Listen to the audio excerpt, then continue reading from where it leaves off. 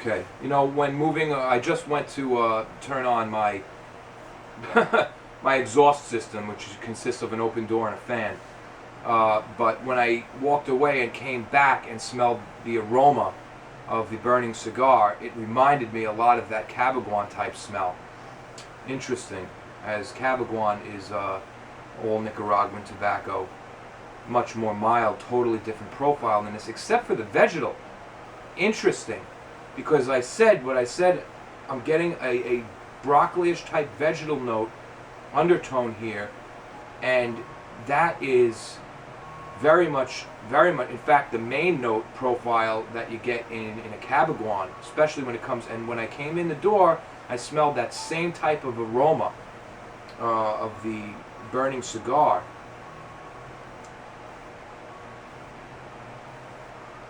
A little florally there. Very interesting. A whole bunch of notes going on. Fairly complex so far. Anyway, Casa Fernandez, also known as Tabacalera Tropical, has been around for almost 30 years.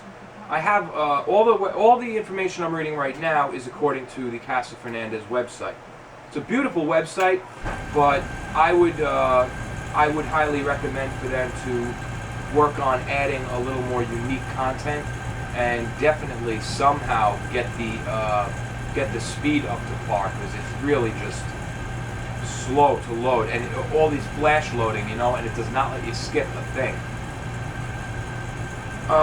All their cigars are made with Cuban seed by Cuban methods, and they are based on tobacco farms, tobacco that comes from farms in Esteli, Nicaragua, owned by Casa Fernandez,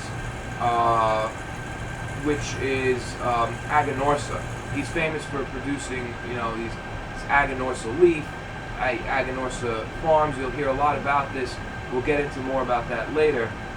But Aganorsa, by definition, is simply Cuban seed grown by Cuban farmers using Cuban methods, and that's basically what the website says. This website uses the word Cuban more than any Cuban website you'll go to, really. And honestly,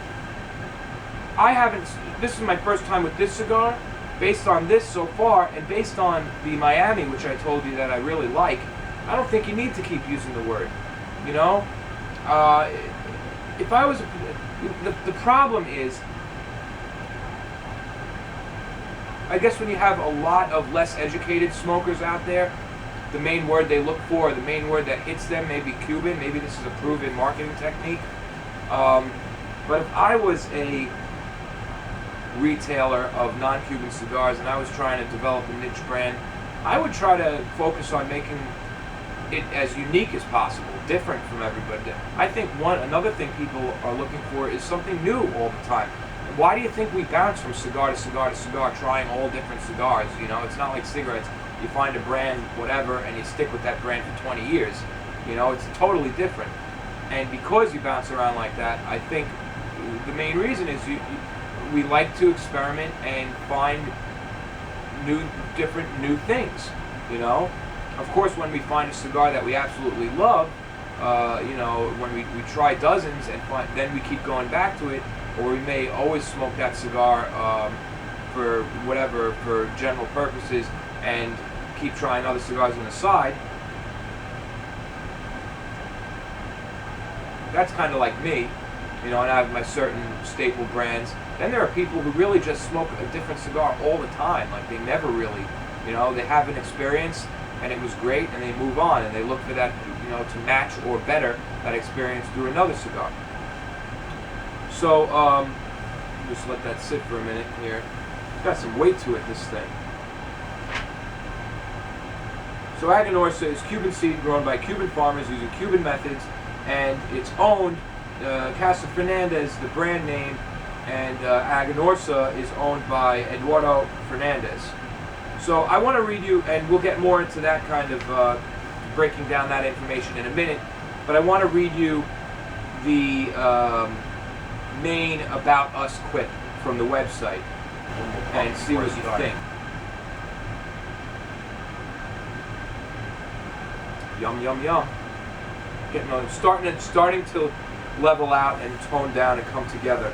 A little more woody now. What differentiates us from other cigar manufacturers is our vertical integration, is the vertical integration of our business. By controlling every step of the tobacco growing, manufacturing, and supply distribution from seed to ash, we're able to control every aspect of the production of consistent quality cigars. Okay, you know, that I understand, except for, I guess I should look it up.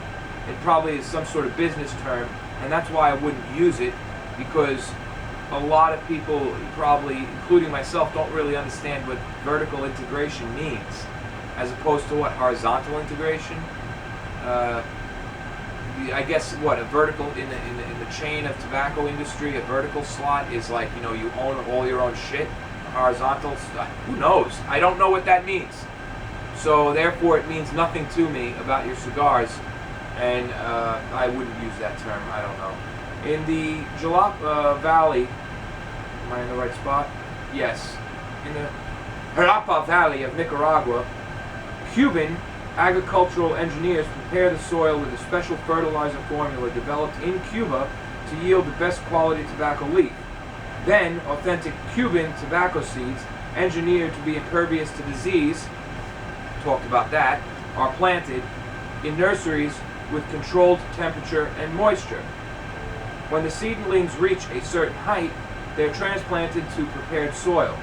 Tobaccos grown in Nicaragua are now recognized as the best in the world, even superior to current tobaccos grown in Cuba. Okay, you know what?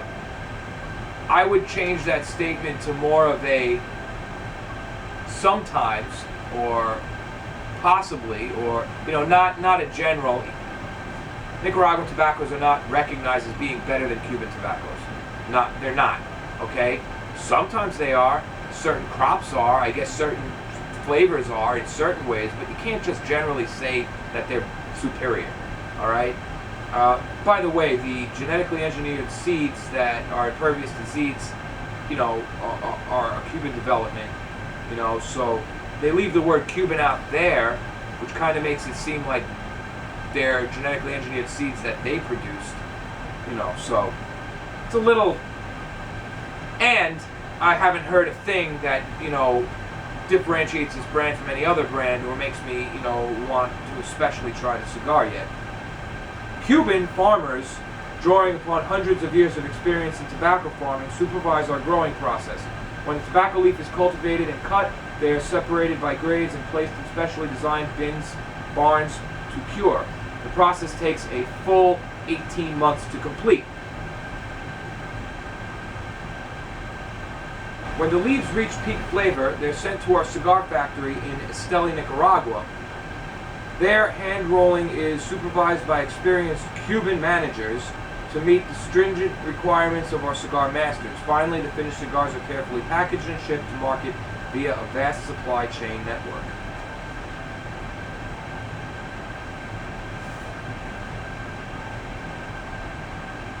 You know, okay, whatever. Whatever. It doesn't tell me anything about your cigars. You know, it doesn't tell me who developed the blends. It doesn't tell me who the company is owned by. It doesn't tell me what made you get into cigars. It doesn't give me any family history about you and cigars. It doesn't tell me anything about your passion or love for cigars. It doesn't tell me anything about what kind of cigars you're trying to make, besides obviously ones that match Cuban cigars.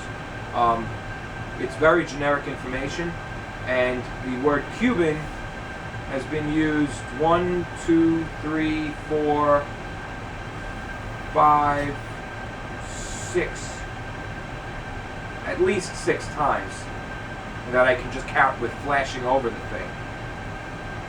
You know, relax. Cuban managers, really? Really? Like what? Is there some sort of, you know, should we be enforcing some sort of affirmative action bill here? Are you only hiring Cuban managers? What if I'm you know, I don't know, what if I'm Nicaraguan? Or what if I worked in a cigar factory for 30 years and I happen to be Nicaraguan or Dominican? No good, I'm not Cuban? Come on. Come on. You know, talking about the seeds and the plants as Cuban is one thing, But then saying, you know, like Cuban managers, it's kind of fucking ridiculous. It's like, oh, the Cuban people are, you know, basically smarter when it comes to tobacco farming. That's bullshit. The person who studied the most about tobacco farming is smartest about tobacco farming. You know, Arturo Fuente probably know more about growing cigars than any handful of Cuban managers that are, you know, under 40 years old. And besides, he was Cuban to begin with anyway. I mean, you know, they emigrated to the Dominican Republic after the revolution. But the point is, I mean, Cuban managers, come on, man. This cigar is getting me stoned. It's very strong.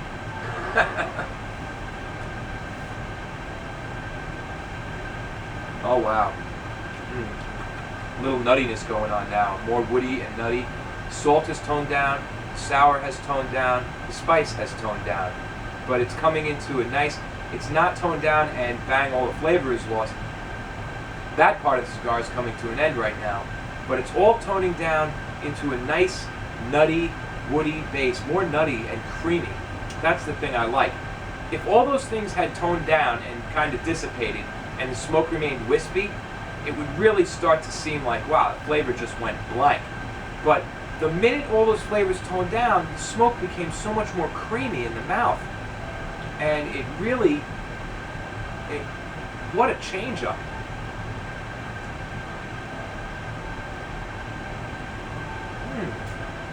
It was almost like somebody added milk to my tobacco. Really creamy. And now I'm getting a little, you know, everything in that first part happened in the front half of the tongue. Now I'm getting a little bit of a coffee-esque type flavor, almost like the sweetness has gone out too, pretty much, and it really, really hit me with the taste of, you know, mocha with no sugar.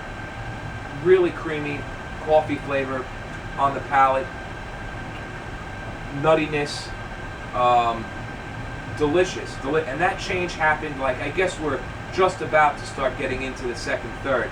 So I might as well say the first third of the cigar was absolutely fireworks. A blast of spice on every puff.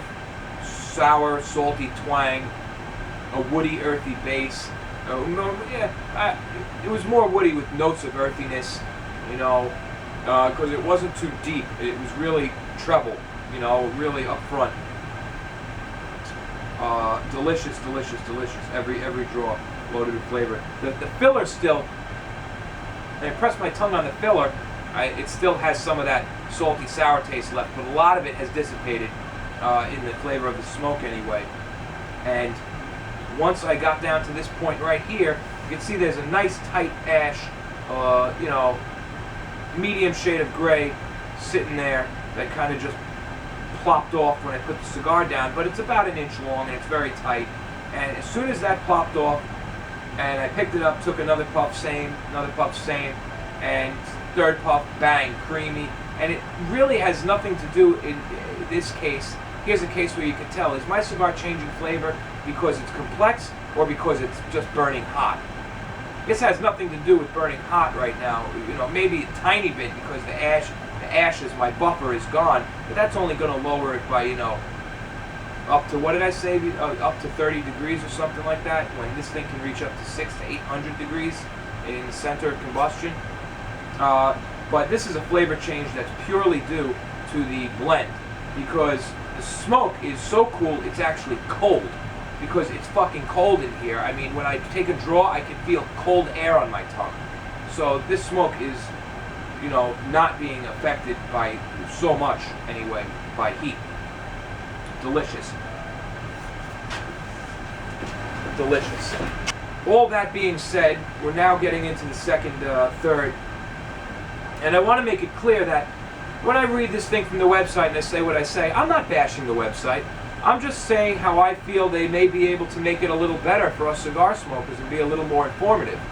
Obviously, I love the cigar so far, you know, and what I'm trying to do here is just be honest in every area I can, you know.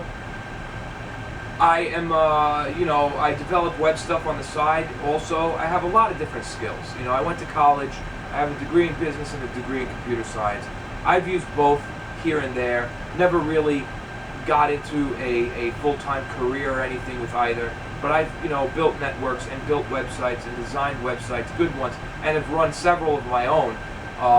Aside from Dr. Joe Show, I've run retail sites and information sites, and I know a thing or two about website content.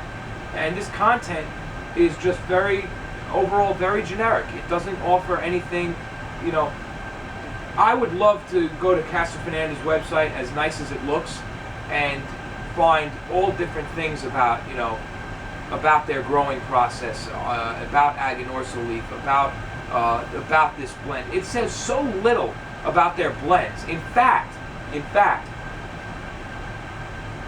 before I get more into the cigar, as far as what we're smoking here, when you go to the Casa Fernandez website and look at the Miami blend, it tells you, in fact, I'll read it right here, Miami blend, it says Medio Tiempo, Ligero, Viso, Medio Tiempo, Maduro, Ligero, Viso. All those things can't be in the Miami blend.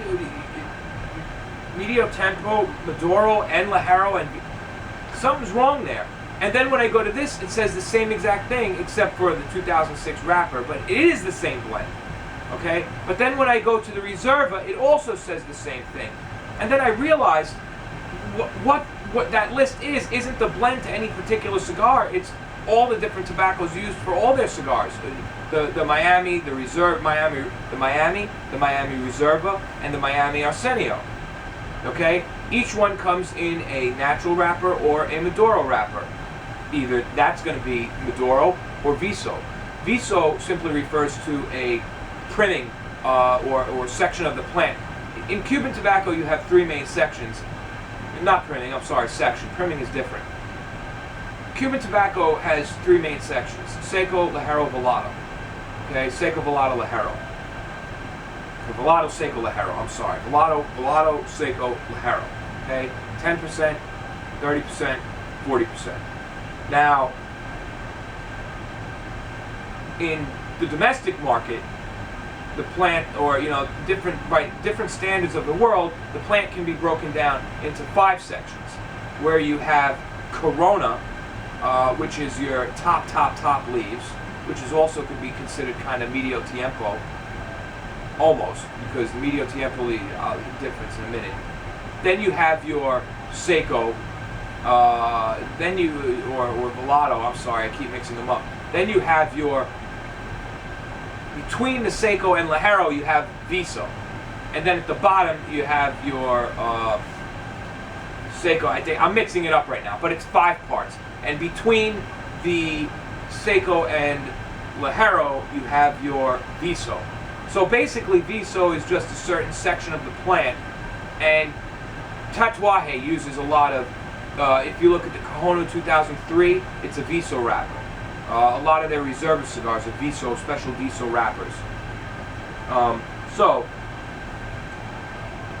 again, looking at when you look at the Miami and they give you the blend and it says Medio Tiempo, Ligero, Maduro, Viso, they're talking about the Maduro and Viso used as wrappers on their cigars.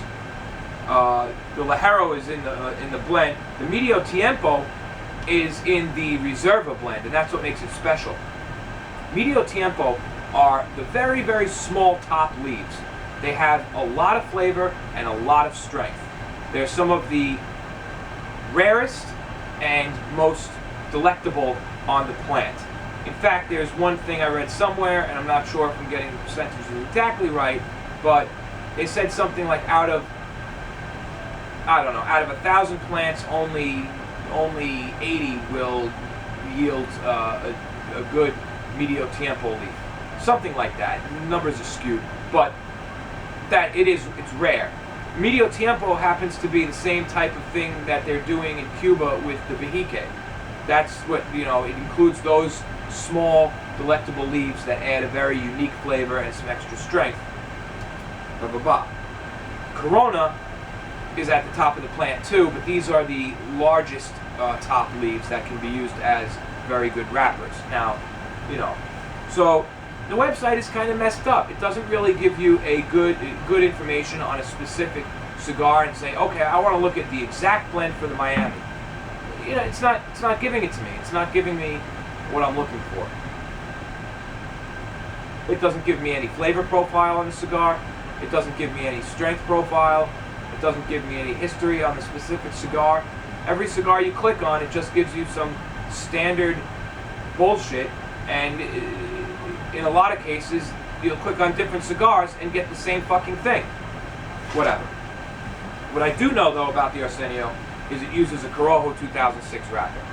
Alright, and we're going to start talking a little bit about the cigar as we smoke our second half, and I'm going to tell you a little about a few of the conflicts I found across the internet that make life difficult for a cigar smoker who wants to really get his information right. Man, this is a tasty fucking thing.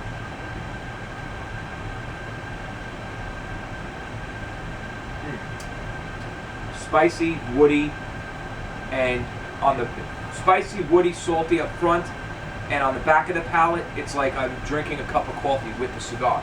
It's such a separate, it's so separated, the flavor, and it's sitting there, this like mocha flavor. It's really something else, you know. Usually you'll get coffee notes in with the cigar. Talk about balance here. This is a very good cigar.